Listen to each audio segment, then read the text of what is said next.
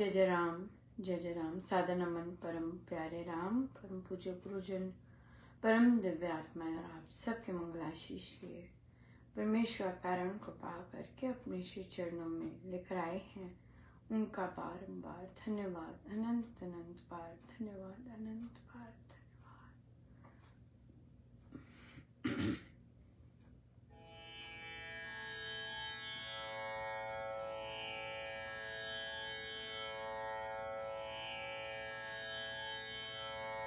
राम राम बोल मनवा, राम राम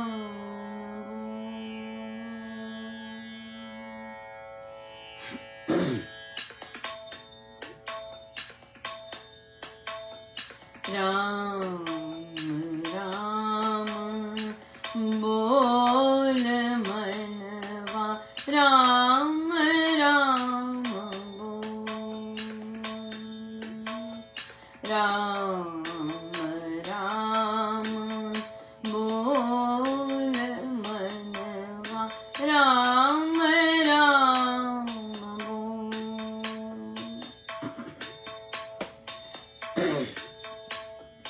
राम राम बोलो, राम राम बोल,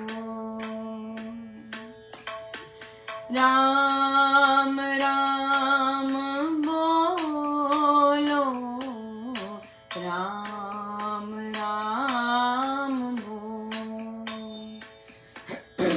राम राम बोल मनवा, राम राम बोल, राम राम बोलो मनवा, राम राम बोल, राम राम बोलो, राम राम बोल, राम राम बोलो, राम राम बोल, राम राम बोल मनवा, राम राम बोल,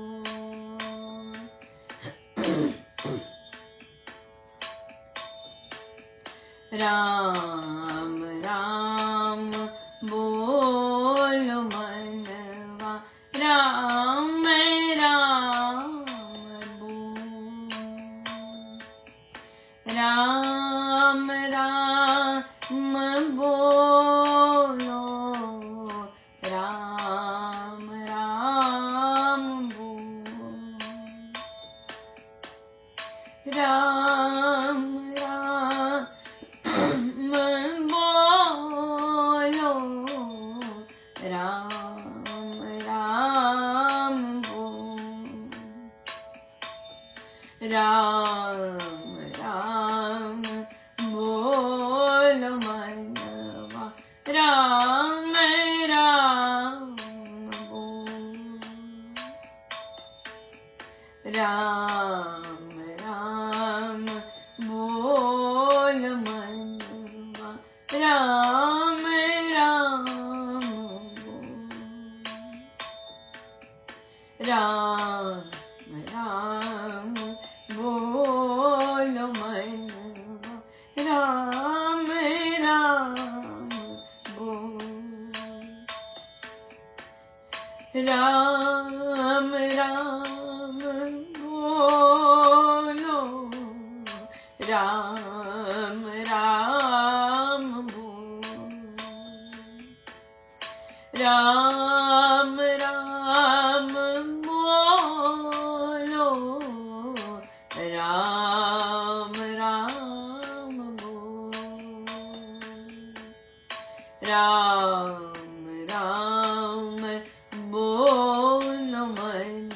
राम राम बोल, राम राम बोल मनवा, राम राम बोल, राम राम बोल मनवा, राम राम बोल।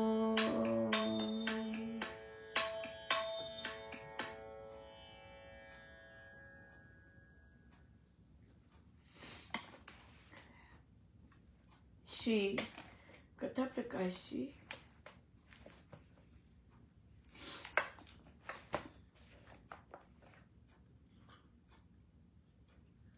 दया।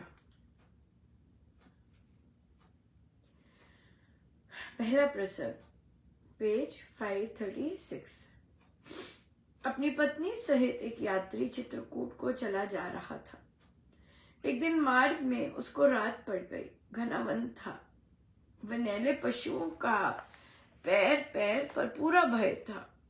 शीतकाल के प्रबल प्रभाव ने सब दिशाओं को शीतलतर बना रखा था।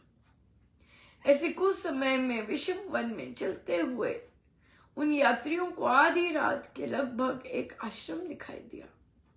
वे आशा के साथ उसके द्वार पर गए तो उन्होंने देखा कि आश्रम स्थान में केवल एक वृद्ध वैरागी ही निवास करता है। वैरागी ने भी उन अभ्यागतों को देखते ही अपनी कुटी का द्वार खोल दिया और स्वागत पूर्वक उनको भीतर आसन निमंत्रित किया। वे तपस्वी उन अतिथियों को कुटिया में सुलाकर आप कुटिया से बाहर निकलकर जा बैठा।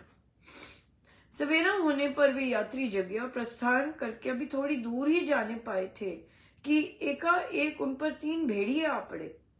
उनकी हा पुकार सुनकर वह बूढ़ा वैरागी दौड़ता हुआ वहां जा पहुंचा। उसने जाते ही वे 3 हिंसक पशु अपनी तलवार से हनन कर दिए और फिर दोनों घायल यात्रियों को वह अपने कंधों पर उठाकर कुटिया में ले आया।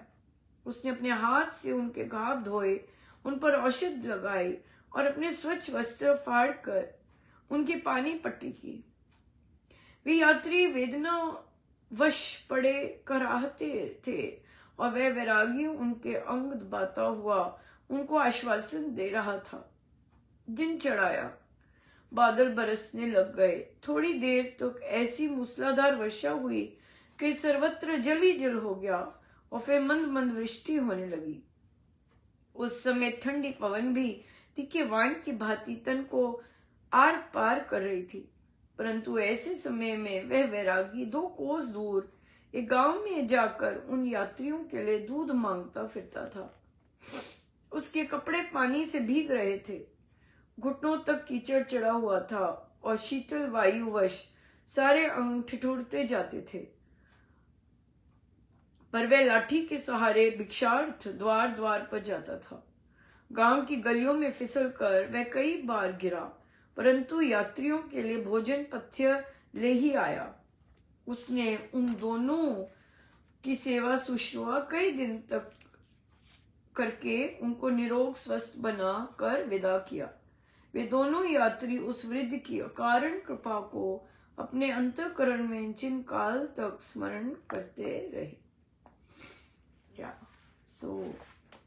दूसरे के लिए सेवा करना अगर कर पाए, दूसरे के लिए प्रार्थना करना कर पाए, और बहुत सुंदर, बहुत ही सुंदर है। देखिए, आज 13 तारीख है और महाराज का बहुत ही सुंदर प्रसाद मिला। मैरीलैंड महाराज ने श्री रामशरणम बोला कि अब ये श्री रामशरणम है और इसमें विभिन्न तरह के जाप आरंभ किए। और मुझे 2 दिन पहले मैं महाराज से बात ही कर रही थी कि मतलब महाराज ने फिर रोज भी जाप आरंभ करवाया। दैनिक जाप भी, दैनिक सत्संग तो होता ही है, दैनिक जाप भी होता है, तो वो सारा मैरीलैंड के नाम का ही होता है। तो उन्होंने फिर प्रार्थना कोश 2 दिन पहले बोले, और फिर कहा, फिर मैं भूल गई, क्योंकि कई बार होता है महाराज संदेश देते हैं, मैं फटाफट लिख देती हूँ ऑनलाइन, तो पर लिखा नहीं। ऑब्वियसली ये वाला नहीं लिखना था, क्योंकि ये चीजें गुप्त होती हैं, और तभी अभी भी नहीं गया, क्योंकि महाराज ये वाली जो होती हैं बैठ के, ये बहुत बहुत बहुत सिलेक्टेड कानून ही डलवाते हैं। सो फिर वहां पर फिर क्या हुआ, कल मैं ड्राइव कर रही थी, तो मैंने चश्मे नहीं पहने हुए थे, तो मुझे स्कूल इन्फॉर्म करना था कि मैं लेट हो रही हूँ। तो मैंने नंबर घुमाया, मुझे स्कूल का नाम ही दिखा, तो मैंने नंबर घुमा दिया, तो वो हमारे एक कॉलीग का ही नंबर लगा, इंडियन है वे। और देखिए, मैं कितने दिन से सोच ही रही थी कि क्या हुआ उनको, कि वे मुझे दिख नहीं रहे थे। तो पता चला कि उनका तो बड़ा एक्सीडेंट हो रखा, और बुजुर्ग हैं वे, बड़े बड़े हिम्मती हैं, पर देखिए किसी भी उम्र में एक्सीडेंट हो तो कितना होता है।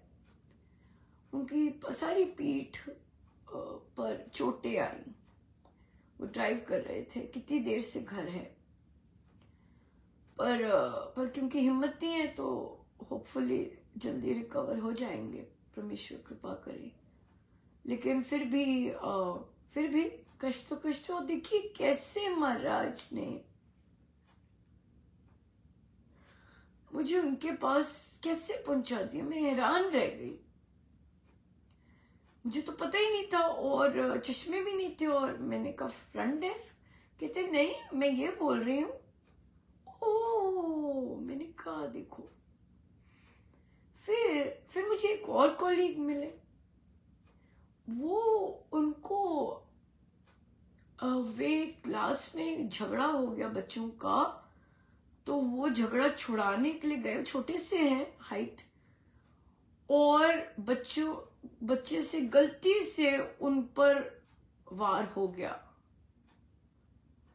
और वो लगभग 3 महीने से इंजर्ड है।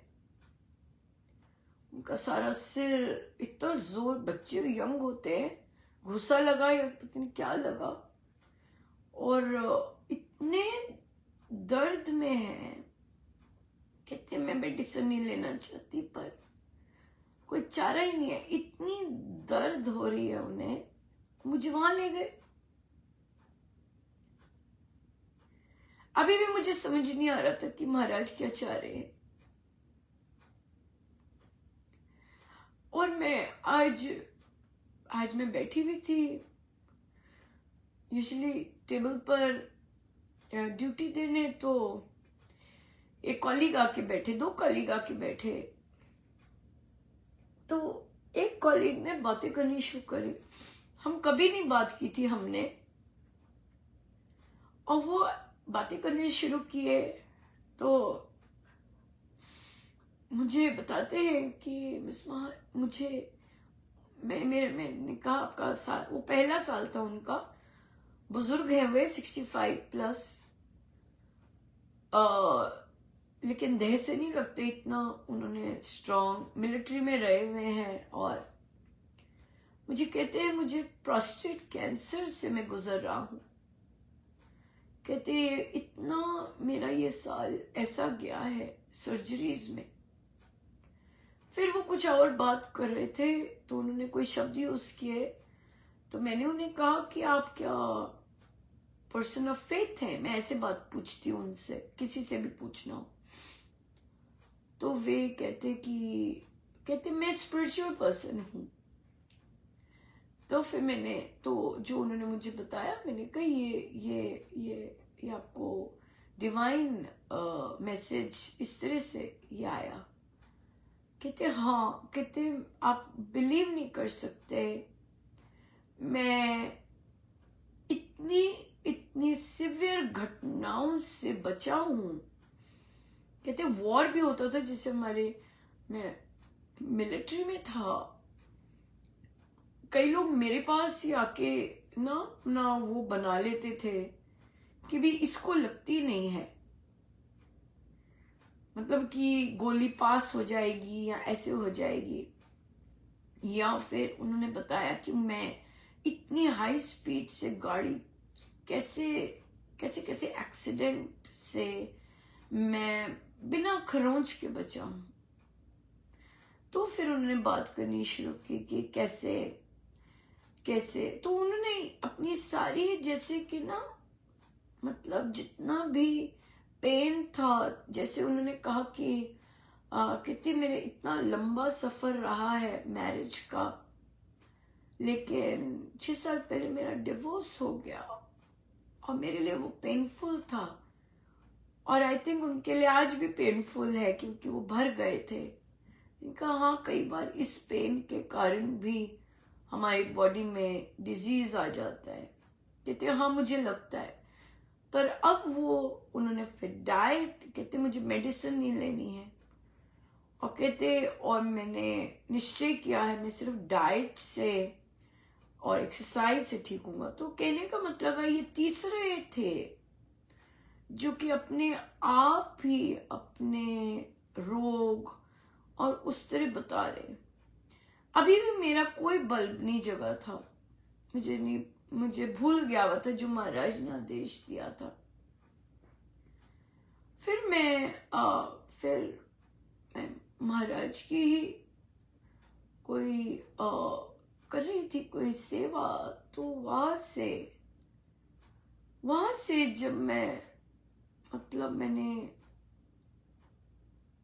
रास्ते में ही थी और फिर साफ हो गया, फिर ऐसे साफ हुआ। और फिर मुझे आज मैंने इतना सौभाग्य समझा कि मैंने कहा देखिए आज 13 तारीख का जाप है और महाराज ने कितना बड़ा आशीर्वाद दिया है कि यहाँ पर अब प्रार्थना कोश है, ऐसे कि स्थापित किया उन्होंने। और तो क्योंकि बहुत से श्री राम शरण में प्रार्थना कोश होता है। सो फिर मुझे लगा, मैंने कहा ओ, तो फिर जो महाराज ने जो जाप दिए हैं जैसा भी है वो केवल इसी कार्यों के इन्हीं ये आज का शुरुआत करना था, क्योंकि मुझे पता था कि महाराज बता देंगे कि किस लिए हर रोज करवा रहे हैं, कैसे करवा रहे हैं। पर मुझे अभी भी लगता है ये गुप्त ही रहेगा until and unless महाराज किसी उद्देश्य से यहाँ भी बुलवाया है या कहीं और भी करेंगे। पर ये आज इतना सुंदर 13 तारीख का जाप का प्रसाद मिला मुझे। देखिए हमें जब समझ आ जाता है गुरु कितने खुश होते हैं, और हमें पता नहीं चल रहा, जब पता नहीं चलता कि या हम भूल जाते हैं, गुरु ही इतने खुश होते हैं कि देखो इसको पता चल, याद आ गया, यहाँ रजिस्टर हो गया कि अच्छा प्रभु है ना, नहीं तो ये लिखा होता है तो याद रहता है, ऐसे लिखा नहीं है तो फिर इसलिए याद नहीं। पर ये किया महाराज ने आज शुरू, लिखा इसलिए भी नहीं क्योंकि एक ही तो है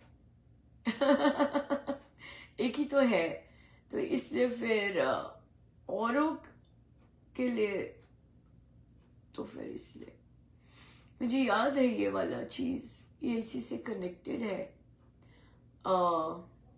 समय होने वाला है, हम लेते हैं कि अध्यात्म किसे कहते हैं। महाराज ने जितने भी सत्संग दिए हैं या जाप दिए हैं जिन साधकों को, वे कहीं ना कहीं अध्यात्म के रास्ते पे चल रहे हैं। हर कोई नहीं चलता। जाप करना, सत्संग जाना, ये अध्यात्म नहीं है। चर्च भी लोग जाते हैं, है ना, मॉस्क में भी जाते हैं, नमाज भी पढ़ते हैं, अपने अपने प्रभु के स्क्रिप्चर्स भी पढ़ते हैं। ये सब क्या है? ये सब क्या है? ये है धार्मिक गतिविधियां, राइट? बिल्कुल। तो धार्मिक गतिविधियों में ये यहीं तक बहुत जन रह जाते हैं, धार्मिक ही रह जाते हैं। बस प्रभु का नाम लिया, जल चढ़ाया और सत्संग किया और वापस आ। सो बहुत सारे धर्मों में जितने भी धार्मिक लोग हैं, किसी कोई भी धर्म हो, वे धार्मिक ही रह जाते हैं। लेकिन कई लोग आगे बढ़ते हैं।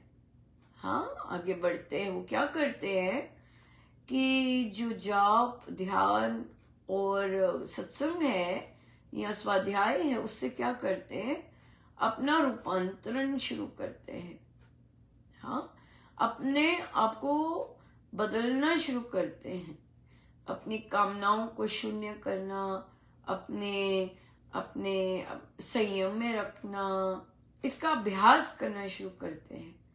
सो जो साधक अपने आप को बदलने का, अपनी विचारधारा को बदलने का अभ्यास करते हैं, वे चल पड़ते हैं अध्यात्म की ओर। हाँ, तो अगर देखा जाए तो अध्यात्म में आत्मा और परमात्मा है, बस दो हैं जो कि एक हो जाते हैं, क्योंकि आत्मा परमेश्वर का अंश है। हाँ, तो इसलिए वो जो दिखने में दो है वो एक हो जाते हैं। ये है अध्यात्म। दूसरा कुछ रहता ही नहीं, कुछ है ही नहीं दूसरा, ऐसे हो जाता है। तो फिर तो जो धर्म होता है, धर्म में तो फिर हम बस वहीं रहते हैं, अपनी कामनाओं में, अपने जैसा व्यवहार है उसमें, और अपना इनबॉर्न जो प्रभु ने गिफ्ट दिए होते हैं उसी तक ही रहते हैं। लेकिन अध्यात्म में हम सोच के परे जाते, सोच अपनी खोलते हैं, राइट, बियॉन्ड करते हैं। तो जब हम इस पे हम चर्चा करेंगे कि हम आध्यात्मिक कैसे बन सकते हैं, ये भी प्रश्न आया कि हम कैसे आध्यात्मिक बने। तो पहले इसको अंडरस्टैंड करना बहुत जरूरी है कि अध्यात्म क्या है, और उसके बाद हम कैसे बन सकते हैं आध्यात्मिक, तो वो सही रहेगा। तो समय तो हो गया है, हम करेंगे इसकी चर्चा। आइए सीधे होके बैठे।